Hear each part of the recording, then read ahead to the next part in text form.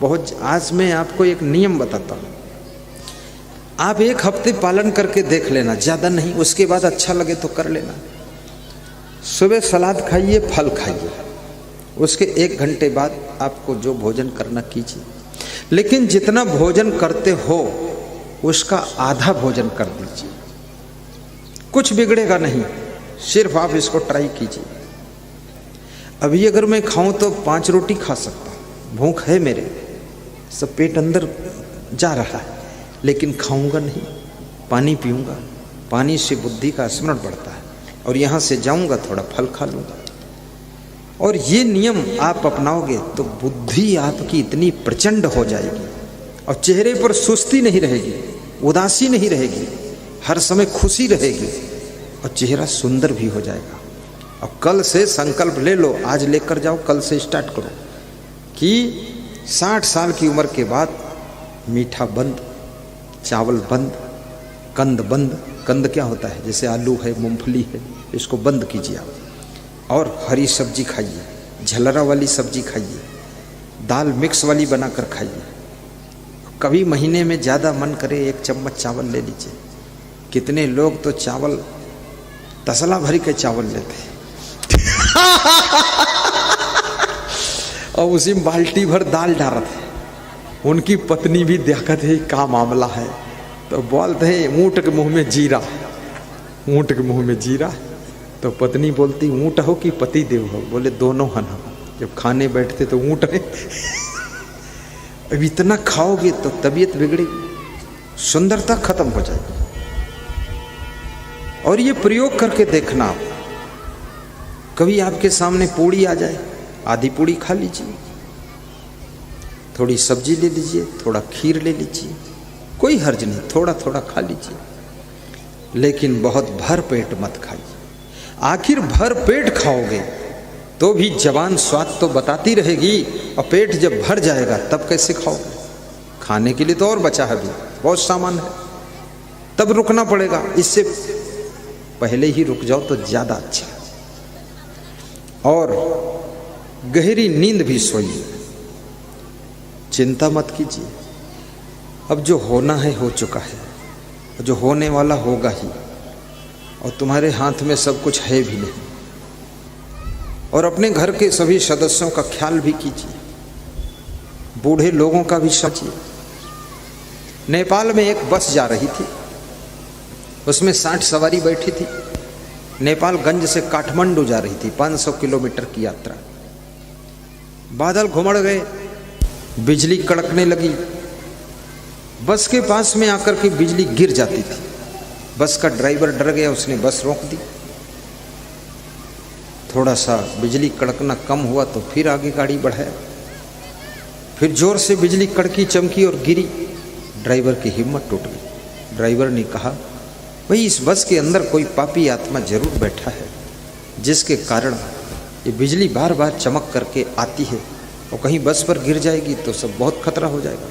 तो एक काम करो, एक एक उतर करके सामने जो पेड़ है उसको छुओ जाकर, और जिसके मृत्यु होगी उसके ऊपर गिर जाएगी बिजली, तो सब तो बचेंगे कम से कम। एक एक करके सब उतर उतर कर गए और पेड़ को छुआ, और सब आकर बस में बैठते गए।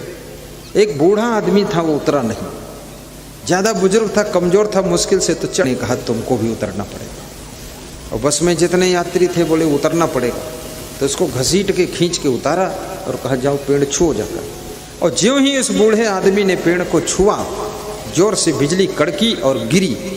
लेकिन बिजली गिरी तो कहाँ गिरी, वो बस के ऊपर गिरी, और बस में जो 62 लोग थे वो सब मर गए। और बूढ़ा आदमी पेड़ के पास खड़ा हंस रहा था। उसने कहा मेरे जिंदगी आपकी सुरक्षित रहेगी। मेरे एटा जिले में, मेरे इस क्षेत्र में हर वर्ष कम से कम एक बार गुरुदेव का आना हो, एक बार सीधा प्रवचन उनका सुनूं, दर्शन करूं। ऐसी जिनके मन में इच्छा है वह लोग हाथ ऊपर को मत उठाएं।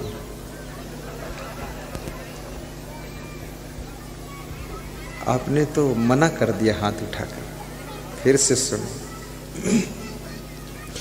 चलो, जिनकी इच्छा है कि कम से कम 5 साल बाद यहाँ आकर पुनः दर्शन देना, वही लोग हाथ ऊपर को सब उठा देना। उठा दो। करीब 500 महिलाओं ने उठाया है, सभी बच्चों ने उठाया है, 10-20 पुरुषों ने उठाया था। फिर बात को विचार किया 5 साल बाद आएंगे। चलो 5 साल में नहीं राजी हो तो 10 साल बाद आऊं? नहीं तो क्या हर साल आऊं? हर साल? सबका मन हर साल है, तो हर साल वाले दोनों हाथ ऊपर उठाइए। हर साल वाले, वेरी गुड, धन्यवाद। तो आपने कह तो दिया हर साल आइए, लेकिन हमारे अखिलेश प्रधान जी सोच रहे हैं हर साल आएंगे तो हर साल मुझे इंतजाम करना पड़ेगा। नहीं सोच रहे हैं? सब लोग सहयोग करेंगे, सहयोग करेंगे तब तो हम हर साल आएंगे, तो भी आप बुला सकते हैं। क्योंकि मैं चाहता हूँ मेरे आने पर जो मंडप में खर्चा आता है, माइक में आता है, वीडियो कैमरे में आता है, जो लाइट में आता है, जनरेटर में आता है, प्रचार प्रसार में आता है, तो ऐसी शक्ति एक ही भक्त में पैदा हो जाए, वही इसका लोड उठा ले। और अच्छा है, अगर इतनी शक्ति नहीं है तो हमारे 10-50 भक्त मिल करके इस लोड को उठा लें। 7-5 की लाठी एक जने का बोझ होता है, तो वो कहावत चरितार्थ होती है, और हर साल आपके यहाँ समागम भी हो जाएगा। और मुझे तो जीवन भर समागम ही करना है, और कुछ करना ही नहीं, दूसरा कोई काम नहीं। मेरे गुरु ने भी मना किया है कि आश्रम वाश्रम मत डील करो, और ना इसका मैनेजमेंट ज़्यादा तुम करो, और ना तो कुछ और काम करो, केवल और केवल सत्संग। क्योंकि सत्संग के शब्दों से लोगों को शीतलता प्राप्त होती है, उनको जाने की इच्छा है। वे लोग सत्संग के बाद इसी व्यासगादी पर उनको गुरु मंत्र दिया जाएगा, और वहाँ पर उनको एक आपको पैकेट दिया जाएगा, वहाँ से लेंगे, और उस पैकेट से आप अपना दीक्षा प्राप्त करेंगे। राम कृष्ण से को बड़ा उन्हों तो गुरु कीन, 3 लोक के वैधनि गुरु आगे अधीन। आपके घर में सुख शांति का वातावरण बने, आपके घर की महिलाएं देवी के समान अपने मन को विकसित करें, आपके घर के पुरुष देवता की तरह अपने घर का संचालन करें, ऐसा व्यासगादी शुभकामना करती है। और आपका जीवन दुखों से पार हो, आपका जीवन मंगलमय हो, ऐसी मैं अपने गुरुदेव जी से शुभ आशीर्वाद मांगता हूँ। और आपके घर में कोई दिव्य आत्मा का पुत्र के रूप में, नाती पोता के रूप में जन्म भी हो, जो कि आपके घर का सारा दुख संकट मिटा सके, आपकी मनोकामनाओं को, सपनों को पूरा कर सके, ऐसी कोई श्रेष्ठ आत्मा आपके घर में आकर के जन्म ले। क्योंकि जलता हुआ चिराग, एक ही जलता हुआ चिराग अंधेरे को मिटा देता है, और बुझे हुए तमाम चिराग वो एक अंधेरे में खुद भी बैठे रहते, अंधेरा नहीं मिटा पाते हैं। 5 पांडव समर्थ थे, 100 कौरव असमर्थ थे। आपके घर में अर्जुन जैसा, युधिष्ठिर जैसा कोई व्यक्ति का जन्म हो, आपके घर में ध्रुव प्रहलाद जैसी आत्मा आए, मीरा और सेवरी जैसी भक्ति करने वाली देवी शक्ति आपके घर में बेटी के रूप में, पोती के रूप में पैदा हो। आज हमारे पास में मध्य प्रदेश से एक फ़ोन आया, एक 7 साल की बेटी हमको 5-6 श्लोक सुनाया। पहली बार उसने बात किया और प्रवचन भी सुनाया। तो मैंने कहा, बोला कि आपकी वंदना सुना दूँ? तो हमने कहा सुनाओ। तो मुझे लगा वो बेटी कोई अवतार लेकर के ही आत्मा आई हुई है। ऐसा आपके घर घर में सुख शांति का वातावरण बनता चला जाए। मांस, मछली, अंडा, नशा, शराब, जुआ का आपके अंदर त्याग करने की शक्ति पैदा हो।